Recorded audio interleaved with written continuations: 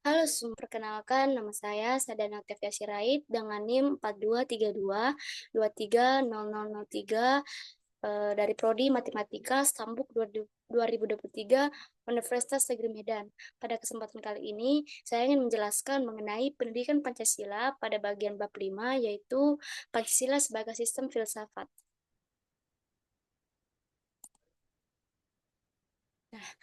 Jadi, yang pertama itu adalah pengertian dan pentingnya Pancasila sistem filsafat ini. Jadi, istilah filsafat itu berasal dari bahasa Yunani atau filosofia yang tersusun dari kata philos yang berarti cinta atau philia yang berarti persahabatan, tertarik kepada, dan kata sophos yang berarti kebijaksanaan, pengetahuan, keterampilan, pengalaman praktis, inteligensi.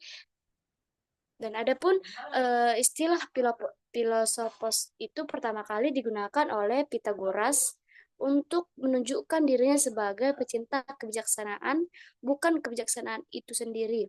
Nah, dalam filsafat itu harus refleksi, radikal, dan integral. Refleksi berarti manusia menangkap objeknya secara internasional dan sebagai hasil dari proses. Radikal adalah berasal dari kata radikal berarti filsafat harus mencari pengetahuan sedalam-dalamnya. Dan filsafat itu integral berarti mempunyai kecenderungan untuk memperoleh pengetahuan untuk sebagai suatu keseluruhan.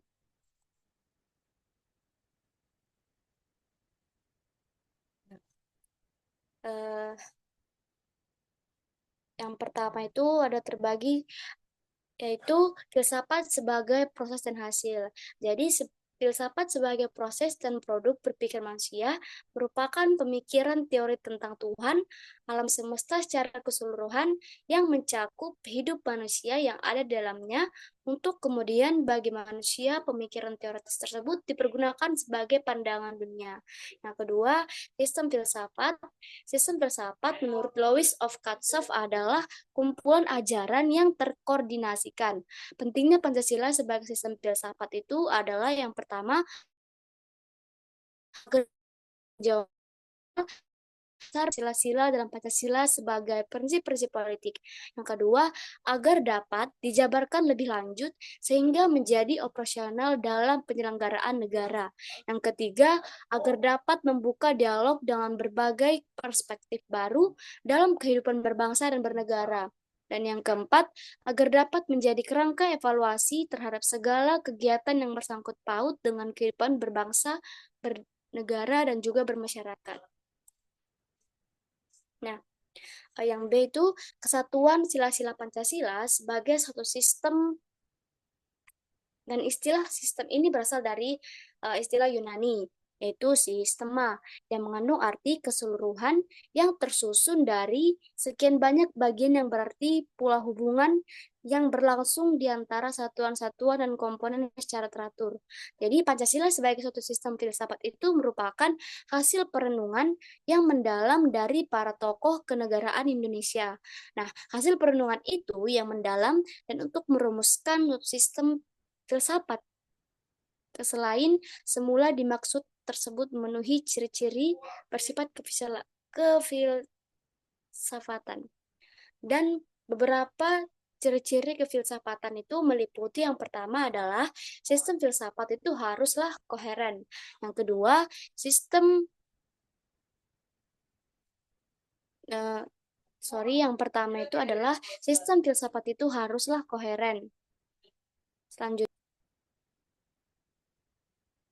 Selanjutnya itu adalah sistem filsafat itu harus bersifat menyeluruh, yang artinya mencakup segala hal dan segala yang terdapat dalam kehidupan manusia.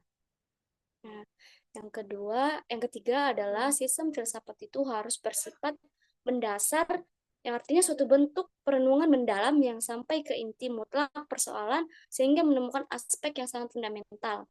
Dan yang keempat itu adalah sistem filsafat itu harus bersifat spekulatif, yang artinya buah pikir hasil perenungan sebagai peranggapan, sebagai titik awal yang kemudian menjadi pola dasar berdasarkan penalaran logis serta pangkal tolak pemikiran tentang sesuatu.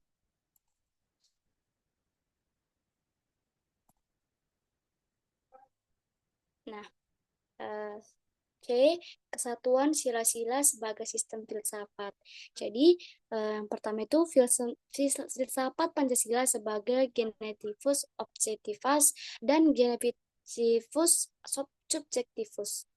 Pancasila sebagai genetivus objektivus artinya nilai-nilai Pancasila dijadikan sebagai objek yang dicari dan eh, landasan filosofinya berdasarkan sistem-sistem dan cabang-cabang filsafat yang berkembang di Barat.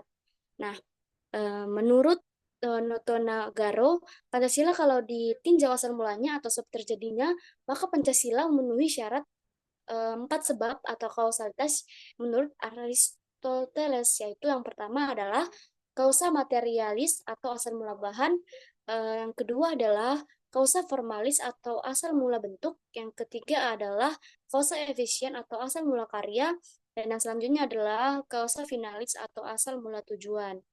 Nah, Pancasila sebagai genetivus subjektivus artinya nilai-nilai Pancasila dipergunakan untuk mengkritisi berbagai aliran filsafat yang berkembang maupun untuk melihat nilai-nilai yang tidak sesuai dengan nilai-nilai Pancasila.